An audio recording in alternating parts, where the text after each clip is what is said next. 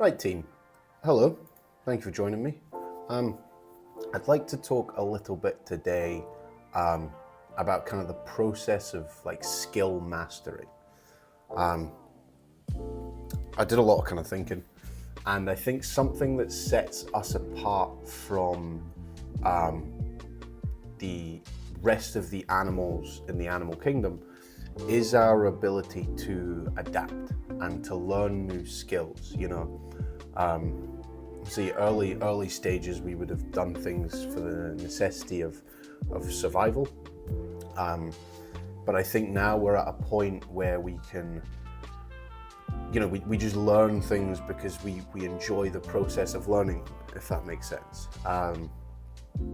And it could be something like chess, learning and developing in chess, or mathematics or science or sports, any kind of skill that we apply ourselves to, engineering. We have this innate desire to always want to learn more and want to kind of progress, and I do think that kind of sets us apart from the rest of the animals in the animal kingdom. And it's what's kind of brought us to this point, and that's really where my interests lie. My interests lie in sort of skill acquisition. I'm in the field of strength and conditioning right now, but there's a lot of different skills, particularly within sports, that require a lot of honing and require that kind of that development. Like even sport itself, to be able to get good at that, like it's, I don't know. There's no other animal has such an innate desire. Like I say, I keep using that term, but they don't. They don't have. It doesn't seem like they do. Whereas we do things for entertainment purposes or for the sake of progression. And so kind of skill progression within sports and within anything, it's kind of broken down into a few different aspects, and that's what I'm going to kind of explore today, and then look at the different ages in which it's best to develop that. So it's very simple. Like I say, it's broken down into four different aspects. You've got unconscious incompetence, conscious incompetence, conscious competence, and unconscious competence, right? And so I'll start with unconscious incompetence, and it's basically the tagline of you don't know what you don't know. You're ignorant to what you don't know. So for example, you might watch something on the TV, like something in the Olympics or a UFC fight, let's say, and you see them carrying out the skills, and you're like, why didn't they just do that? They could have just done that. And you have a feeling like you could do that, and then you go into it and you become conscious of what you're unable to do. So that's where your conscious incompetence comes in. So you're kind of ignorant. You start off ignorant to the skills. You think you see it and you're like, okay, that seems fairly easy to carry out. Then you try to carry it out, and you realize, shit, this is a little bit harder than I thought, and I really need to kind of think about it. I need to consciously apply myself to understanding this movement. And that's where your conscious competence comes in, because when you start doing things to begin with, when you're trying to teach somebody a new skill, you start off slow. I've had it many times when I've learned to play the drums, with playing rugby, with boxing, even something like chess. It's like you start doing something slow and you break it down into more bite-sized pieces, because then you can kind of think about it and you can process it as you go along. So there's more. It becomes more deliberate. There's an active thought in that, in developing that skill. And you just keep repeating it. You keep repeating it until it becomes more refined and quicker, and then it becomes unconscious. because you can do it without thinking. And that's where your unconscious competence comes in. You know, you've learned a skill, you've really had to think about it and break it down into certain aspects. And then you've done it enough, you've repeated it enough, and you've tried it enough, and you've practiced it enough. So it's now a point where it just happens unconsciously. You know, so an interesting example that I can draw on is I played rugby since I was a young age. And so the concept of running forwards and passing backwards whilst trying to evade the people in front of me comes unconsciously to me now. Like I just do it. But when teaching particularly kids or people who have never played the sport before, that is the hardest thing to get around, because they've not had to do it in anything else. You know, like you take any other sport, sure, there's the aspect of running. There's maybe the aspect of passing, you know, your netballs, your basketballs, football with a throw-in or the goalkeeper throwing, you know, cricket, you're throwing the ball. But the idea of running forward and passing backwards can sometimes be the big stumbling block for people. So you'll get people who, you know, they'll run forward and then they'll throw the ball over their head, or they'll run forward and then they'll turn around to throw the ball backwards. Right, so that they're no longer facing the opposition; they're facing their teammates, or they stop and they throw it and they're not looking. So the kind of the idea that we all have gone through these 4 stages regarding certain skills is really interesting. It's really interesting, and so I kind of want to go through the age specifics, if you like. For when each one is kind of best to develop. And I think a lot of skills it's best to develop at a young age. You know, our brains are still developing. We have a neuroplasticity. That's where we can we form new connections.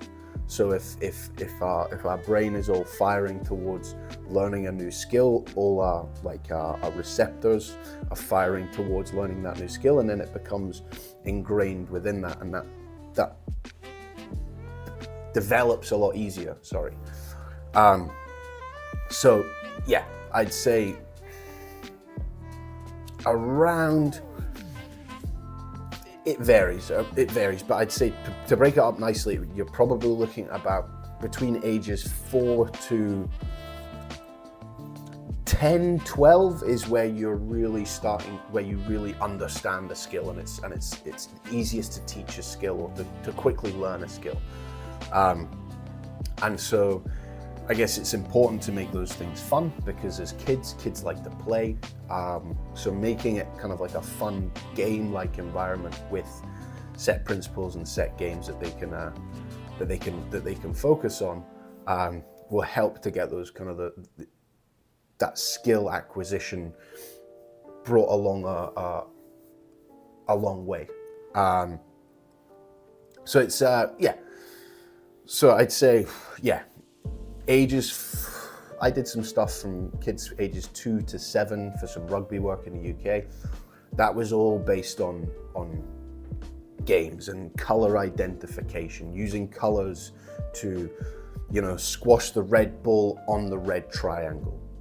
Find a red triangle and just through that action of squashing the ball, that's them learning how to score a try.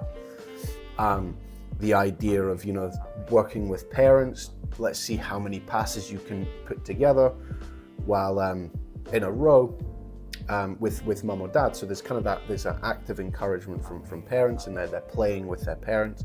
You add in a little sort of thing of like, what do you do with your hands? How do you teach them to put your hands? Open the book, clap, open the book. So then the hands are somewhat ready. That develops as you get older, and you make a W shape to catch the ball and so on. So, giving them these little cues almost as you're going in this sort of playing setting that really helps them to learn that skill. And because that's where they're consciously competent. They're thinking, okay, I clap, put my hands, I'm ready to catch the ball. Catch the ball. How do you want to catch the ball? Well, you need to give it a big hug so you don't drop it. So kind of really overemphasizing the fundamentals in like a play setting. So they're doing it and it's fun, and then over time as they get older, you know, when you get to probably those ages sort of 5 to 7, it becomes a lot more unconscious to them because they've spent a couple of years learning to catch the ball, learning to throw the ball, and so then it becomes second nature. That's when that unconscious competence comes in. And so now you've got that unconscious competence of the fundamentals.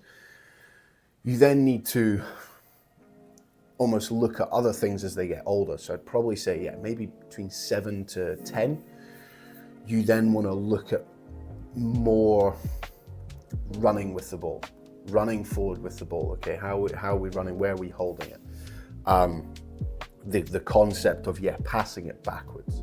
Okay, how do we pass it backwards? Okay, we're going to play a game where we've got, you know, a line of 5. There's one line of 5 here, there's one line of 5 here, and we're going to have a race. Can we pass the ball along and back and along and back, and the team that gets there first is the winner? You know, little games like that.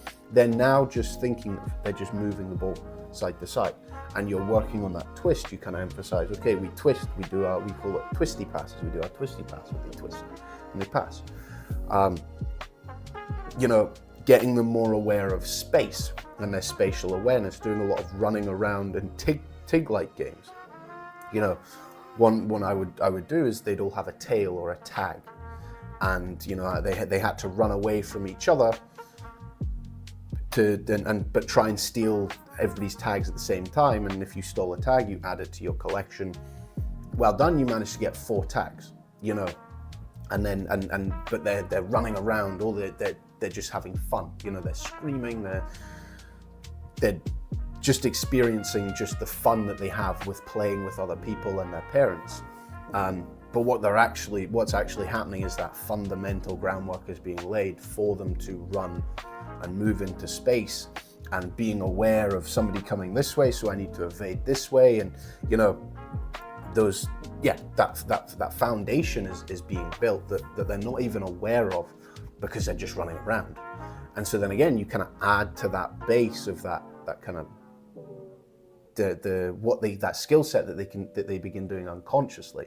So now you've got, okay, so they can catch, they can pass, they're learning how to pass sideways, and they're running forward. Okay, so that's attacking wise, that's the fundamentals of the game. But you know, you bring in a game of tag where they're trying to pull tags, they're now chasing after somebody.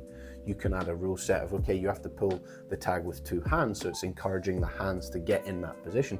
Again, they're not thinking about it, they're just doing it. You know, they're just carrying out the skill, because that's what that's the condition that has been put on this fun game, this fun running around tag game that they're playing.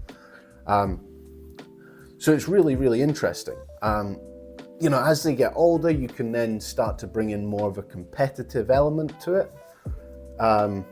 You know, when I was sort of 10 to 13, we would always play a game called Diddly D, and it was, you know, 2 lines, and the coach would stand in front of a pitch, and he'd just say 3, he'd point 3 one side, 2 the other side, and he'd give the ball to the team of 3.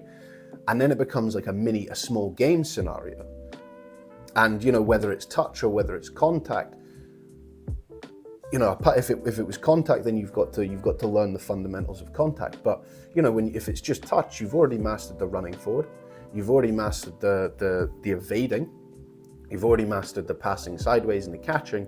So now you kind of bring that all together in more of a rugby-like environment, and now it's about running towards the defender, drawing the defender, and passing it off, because you're always going to have a numerical advantage of 3 against 2. So kind of working with that and kind of going through that process of now teaching them, okay, now we've got another game, but now we need to work on more of kind of a tactical understanding of it. And the kind of the small-sided game mastery, if you like. So then they they do. They begin running forwards. They see where the space is. They think about what their body's doing, and they're consciously thinking about it. So they're consciously carrying out skills that they can competently do with the extra side of, okay, stick this man, pass it, and move into that space. So that's really interesting to see how those building blocks go from a young age upwards until, I'd say, about 10 to 13 years old, 10 to 12 maybe. But then the big change that happens around that age, probably between 13 and 16, is particularly with boys and a sport like rugby, is they become more their physical stature grows. They start hitting puberty, they start developing muscle. They maybe have more of an interest in working out and getting fit and getting strong. So you then have to bring in an element of that, the strength and conditioning side of it, and improving their strength. At that age, very limited weights, but they're still trying to understand how their body works. They're still needing to consciously think about whether it's that twist or what their body does in certain movements. So, building another base of their strength with regards to just body weight exercises, and carrying that out. And then as they progress, bringing in certain compound exercises. I know at our gym we take kids through a bench press, but it's a light bench press. It's a 12 kilo bar, and we always support them through it. And a lot of the time it's all over the place, right? It's kind of up and it's down, and it's because they don't fully understand, or they've not had enough focus on the idea of, right, this bar just needs to move in a linear fashion, and they're still trying to understand how they can do that, as well as pushing it up through a force using their chest and their triceps. It's kind of all these sort of fundamental bits and pieces will build and will grow and will grow and will grow and will grow. And that's on the physical side of it. As they reach that age and start hitting puberty, the strength work can begin a little bit more, because they understand their body better than they did when they were younger, but there's still improvement and still further understanding that needs to be had. The other side of it as well would be the tactical understanding of it, and that would be more about, similar to what I said there before with the small-sided games and the diddly-dee, but applying that to a whole game.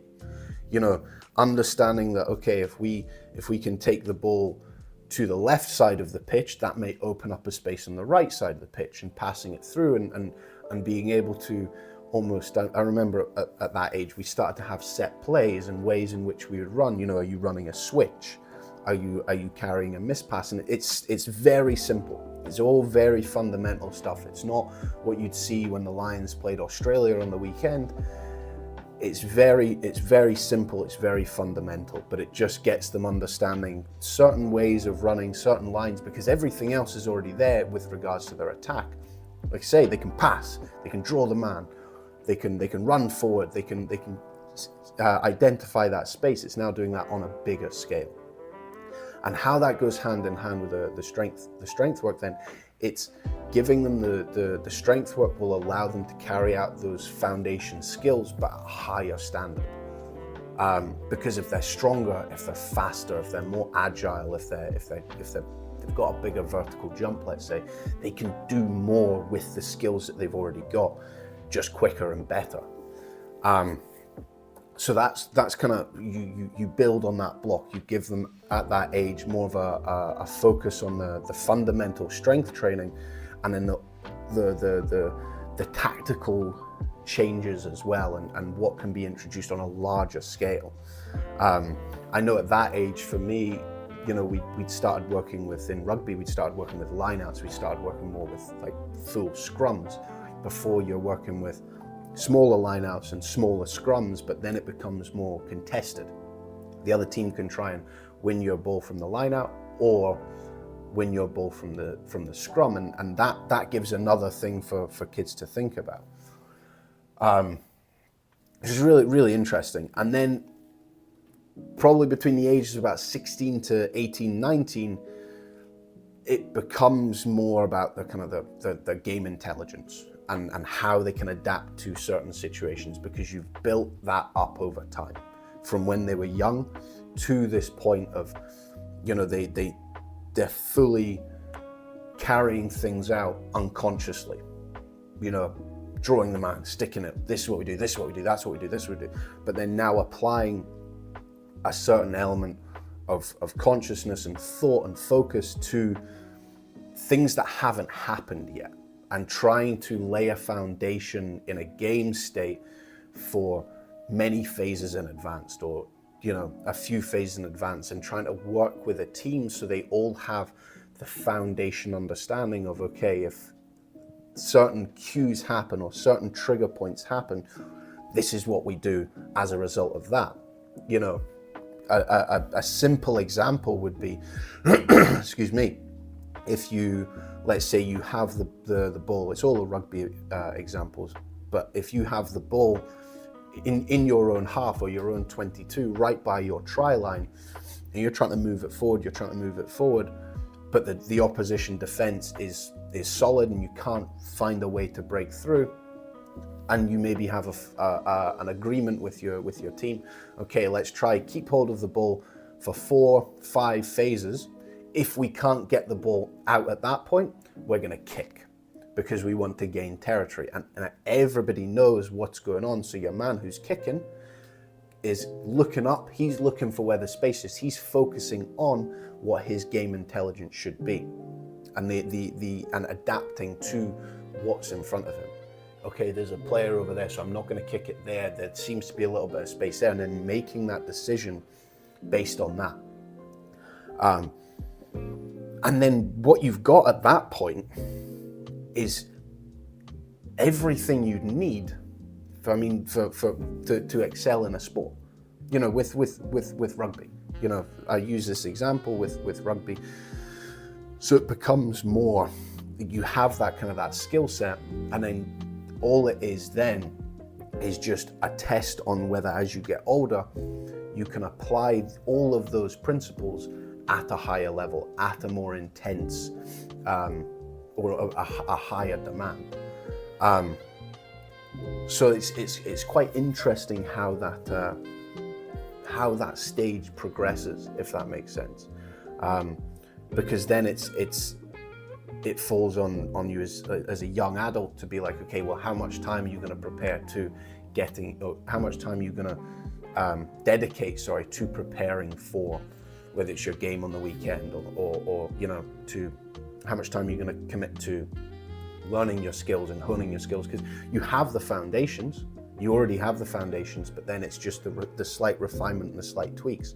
And obviously, as you go higher up in professional sport, the margins for error become a lot smaller. You know, so you have to have those 1% all there, all ready and set, and understand what your role is within the team as well. And as I say, as you go higher, the demands will be higher as well. Your tactical understanding, your physical competence, your skill execution, that all has to be at an elite level. But that doesn't happen just like that. It's built from a foundation age, you know, particularly as a youth age. Again, go right back to the beginning. I'd probably say between the ages of 2 to 7, you just want them to learn how their body works. You know, you don't want them to, you know, I think it would, if a parent is putting their kid into like kids rugby training at that age because they want them to go and play for Scotland, let's say, I don't think that that's a good way to see it.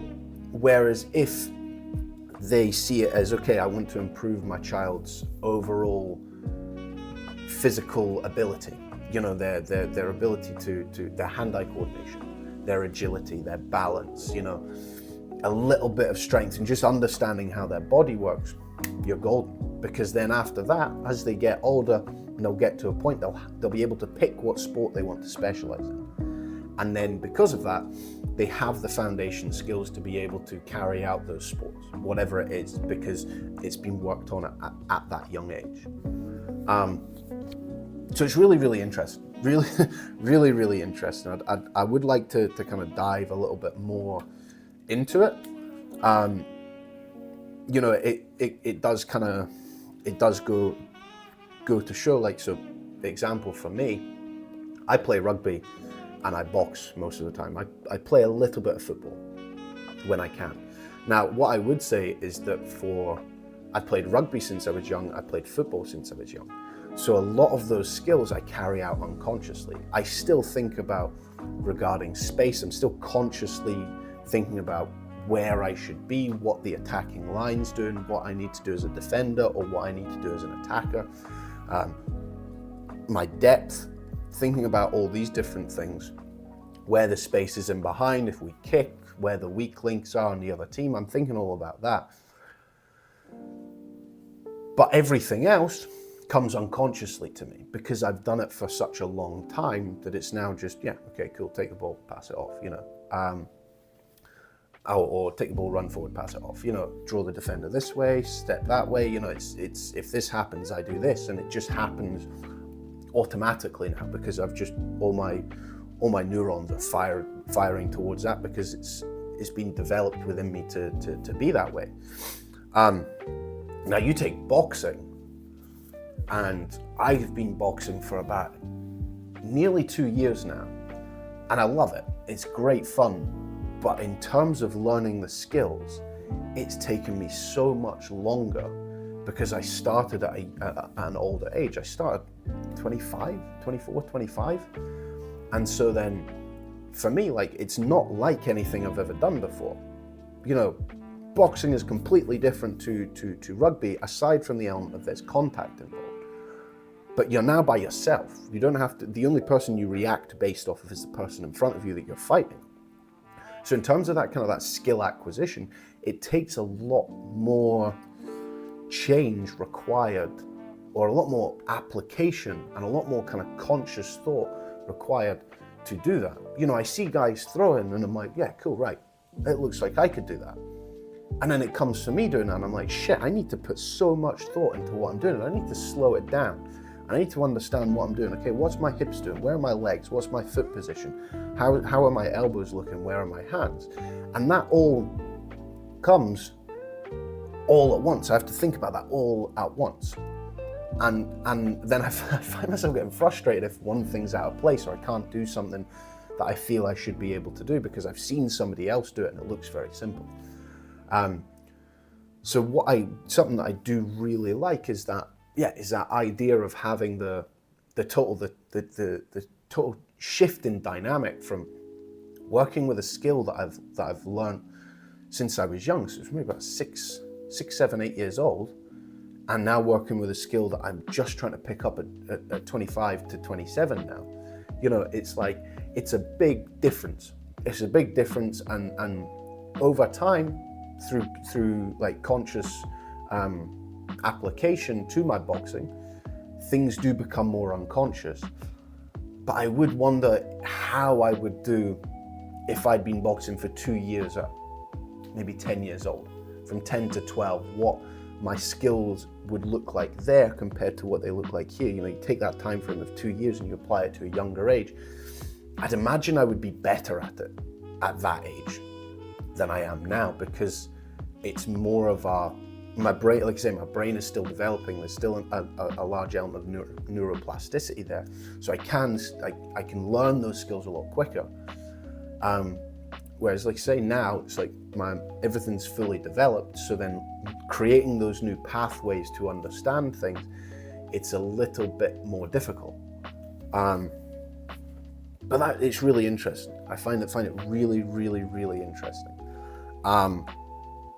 I want to kind of explore this a little bit more at some point. It's been a very, very interesting topic of discussion, and I think I'll go back to what I started with. I think whether it's sport or any kind of skill or any interest, we do always have this it feels like a primal desire to want to improve on things or develop things or progress something. And that's cool. That's God, baby. That's God. But, you know, I say that tongue in cheek, but I think there's an element in it that's part of like our software. Because our environment dictates what we can learn, what we're interested in, you know, what we'd like to progress. But we always want to progress in something. So if you're going to take anything away from this, it's that. It's like we always want to progress in something. And the beauty of it is you can kind of pick what it is. You can pick what it is. It's particularly for skills or physical skills, it's easier to do at a young age. It's easier to pick and progress something at a young age and develop it. But at the same time, like case in point, me and my boxing, I love going to my boxing. So you're also never too late to start something and see how your progression is, and enjoying that process of progression, applying that conscious thought to learning and understanding the skill, realizing you ain't shit and you don't know much at all, and kind of having that humbling experience, but then applying the thought into understanding the skills required, and then slowly building it so it does become unconscious.